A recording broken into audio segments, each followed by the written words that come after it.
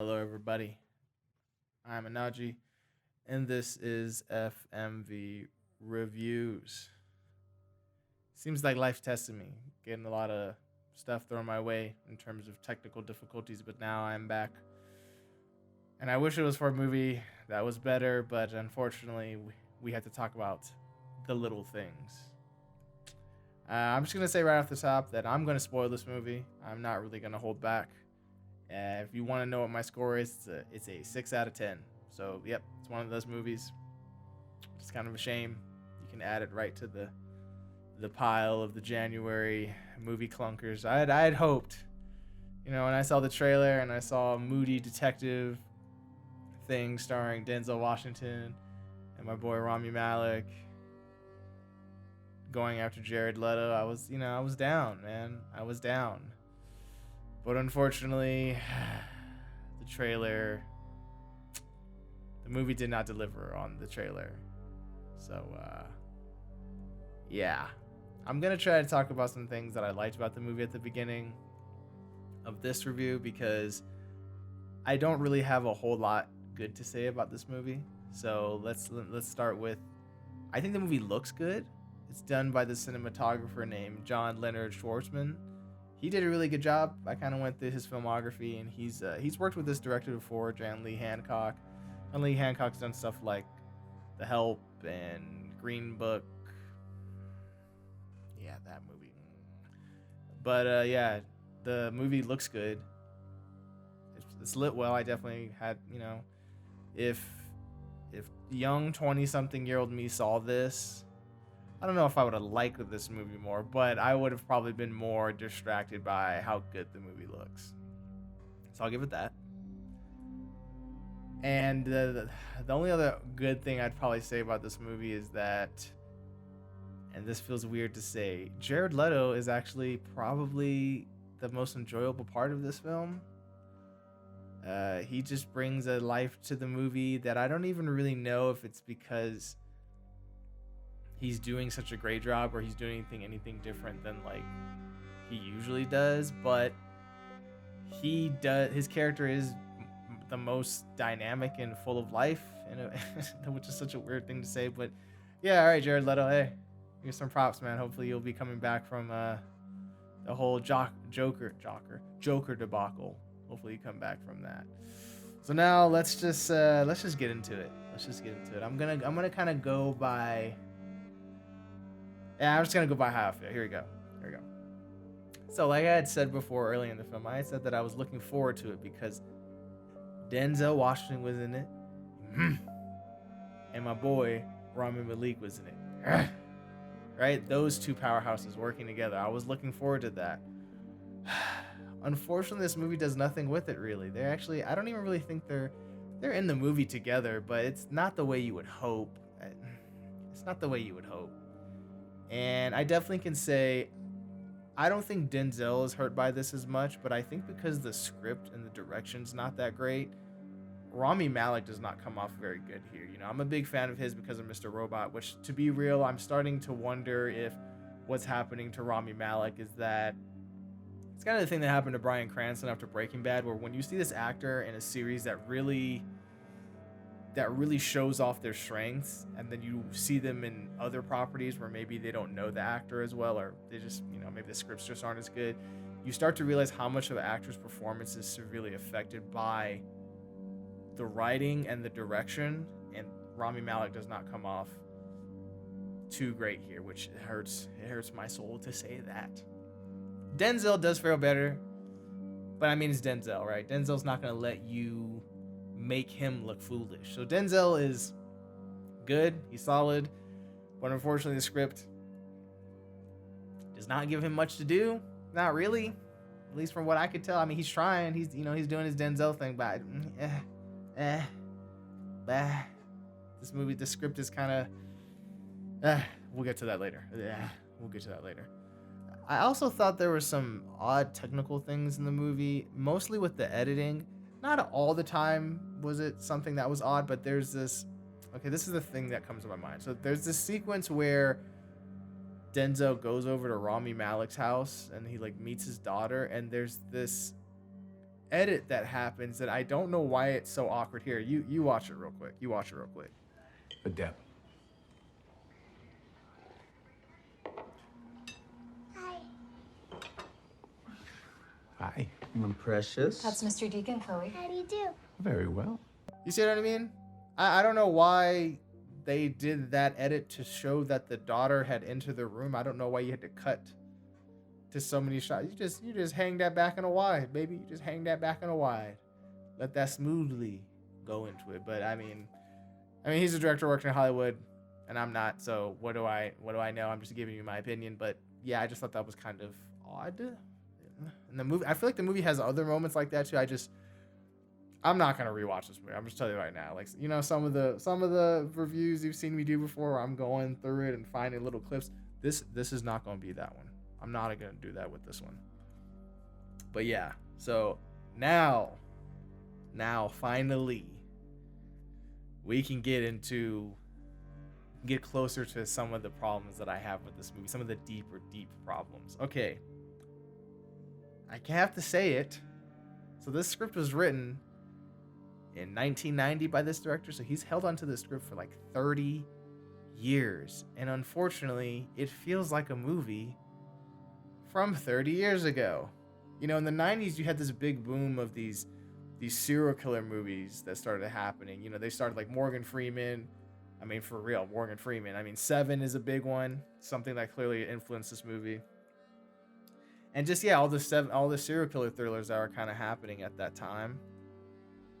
I don't know why this director didn't seem to want to update this script. This script even takes place in 1990. And you think that maybe in those 30 years he would have updated the script. Maybe he did, but it doesn't really seem like he took advantage of most of the stuff. I mean, let's be real. The serial killer detective genre thing, it's pretty worn out, especially by this point. So if you're gonna make a movie like this or anything dealing with this kind of stuff, you gotta kind of come something new with it. You know what I mean? Like, come at it with something new. You know what I'm saying? And I just don't. Yeah, it doesn't really do anything with it. I thought, you know, like, you have some interesting stuff here. Like, the movie does not take advantage of the fact that you have two leads of color who are detectives going after someone they suspect of doing this, which is a white dude, Jared Leto, and no racial dynamics play into it at all. I mean, I used to think the 90s were super progressive, but the further we get away from it, the more I kind of have to go, no, it's not as progressive as I thought. So the fact that there's no mention of racial dynamics at all could have added some spice to the movie. Or, yeah, especially the fact that, and I looked this up, a year after the timeline that this movie takes place in, the Rodney King beatings happened, which was like a big thing that happened in the 90s that was further revealing the police to be, especially the LAPD, to be pretty corrupt and heavily racially motivated in the way they would attack certain citizens. So yeah, they didn't do any of that here, which maybe if this movie came out 30 years ago, that'd be fine. But 30 years past with all the serial killer movies, especially David Fincher stuff, which this movie's clearly influencing, you gotta kind of do something with it. You gotta add something to it, especially because this movie is 2 hours long. This movie is 2 hours long. And to be real, probably an hour in, I was already bored. Because I've just seen movies like this play out. You know what I'm saying? Also, the characters, like the script has characters make decisions that don't really make sense. Like at the beginning of the movie, you have it where this girl is being followed by who we assume is the killer, right? And she's driving on the road, and instead of her just continuing to drive, you know, stay in the safe, fast-moving car, she gets out of the car and runs to a building that has no lights on inside of it, so you wouldn't assume that it's open, to try to get someone to help her. And in my head, I just went, I don't know. They could have fixed it with just oh, she's about to run out of gas, you know, cliched, but you're like, okay, she's running out of gas. Something, maybe her tires popped or something, but I didn't even do that. So it just makes the logical error there so glaring. You're just kind of going, which to be real, I should have taken that as an early sign of the quality of the movie. but I'm trying to be kind, so I gave it a chance. And now I'm just gonna really get into why I don't really think this movie works. So we're just gonna get into it. If you watch this this far in, this is gonna be like the major spoiler, because I'm just gonna talk about the ending. So I'm gonna give you 3 seconds. 3, 2, 1. Okay, there's kind of a 2-step process to why the ending of this movie does not really work. Okay, so in the movie, they keep kind of hinting the fact that Denzel used to be a detective like Rami Malek's character, right? And they keep kind of twisting around in terms of, oh, what did Denzel do? Because when Denzel comes back, a lot of the police officers are kind of side-eyeing him, but they won't really say what he did. So it turns out that he had been trying to catch a killer, a very similar killer that Rami Malek's trying to catch. Excuse me. And I think part of the reason why he even tries to get involved with the case is that Rami Malek's case is reminding him of that old case. So there's 2 twists here. So they basically land on this suspect who's played by Jared Leto's character. But the thing is, they don't ever have proof that Jared Leto has done these crimes. So you have it where Denzel and Rami Malek are just slowly obsessing over this guy, trying to catch him into something, to the point that they're breaking the law. So the movie reveals, because you keep seeing Denzel being haunted by these like dead girls in his hotel room. It was kind of a cool thing, but they don't really use it much in the movie. And it's revealed that Denzel, they keep saying how in Denzel's case there was 3 girls who were killed and they never solved it, but it turns out what happened was that Denzel shot the last girl, shot the girl who could have probably told him who the killer was.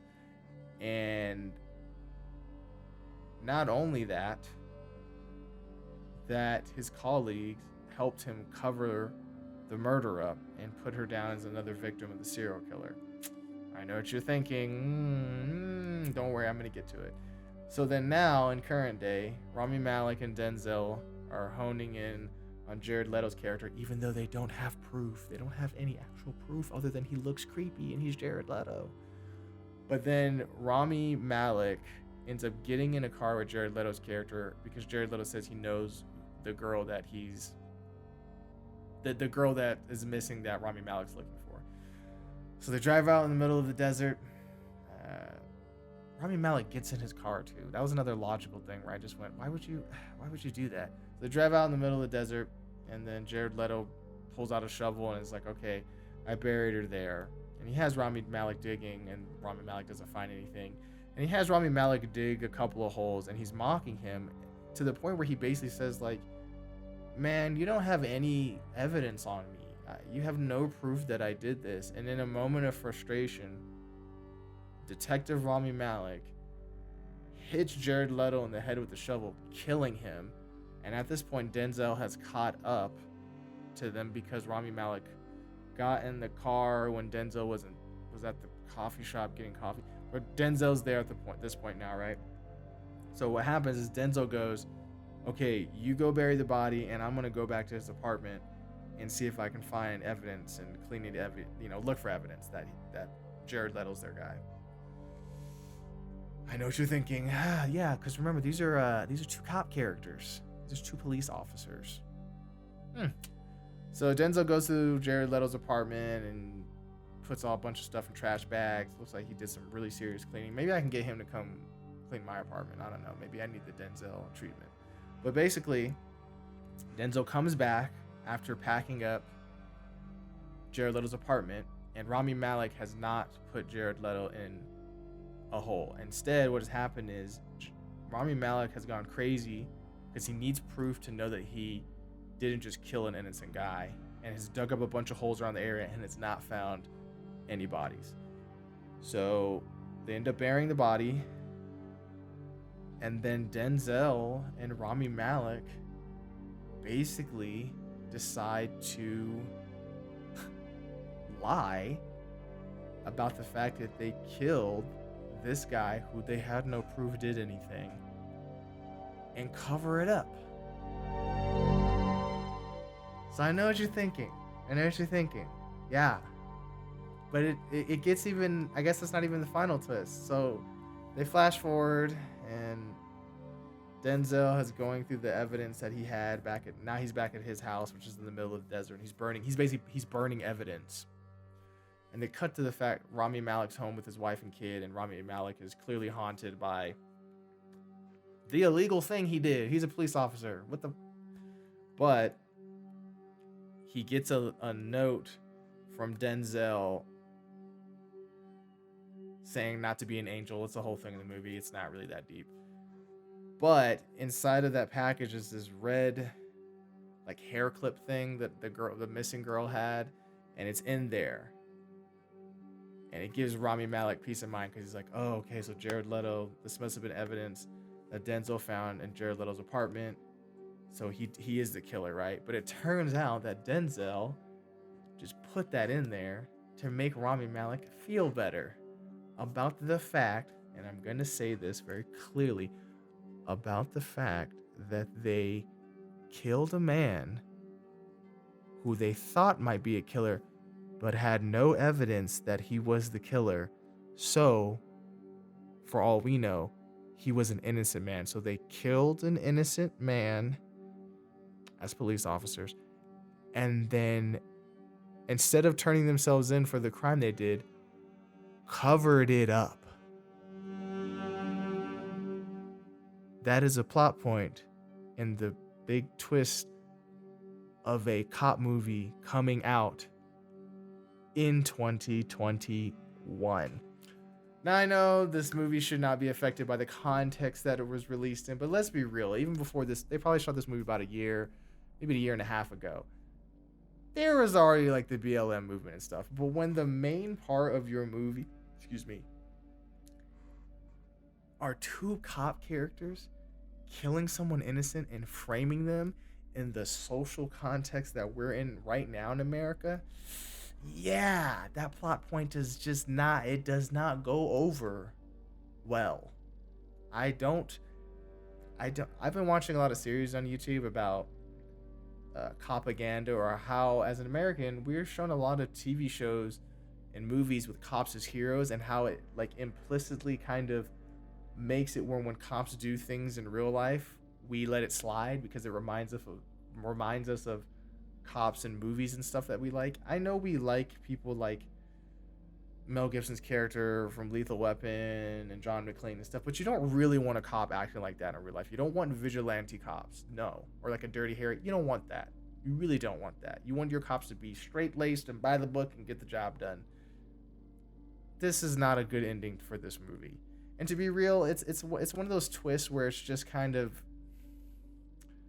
it doesn't add any depth or anything. It's just a twist just to like have a twist. I don't even really understand what it does. I mean, maybe 30 years ago that would have been clever, but it just left like kind of a bad taste in my mouth. And yeah, that's why I gave The Little Things a 6 out of 10. So yeah, don't see this movie unless you really are just really want some diet Coke David Fincher movie, if you just really need it. Yeah. So if you like this review, make sure to like, share, and subscribe to the FM Studios channel. It's FM Studio channel. That's a little slip. FM Studio channel. And yeah, I'll talk to y'all later. Hopefully I'll be getting more of these reviews up. The procrastination demon is strong with me. But yeah, hopefully be putting out more stuff. All right. Bye.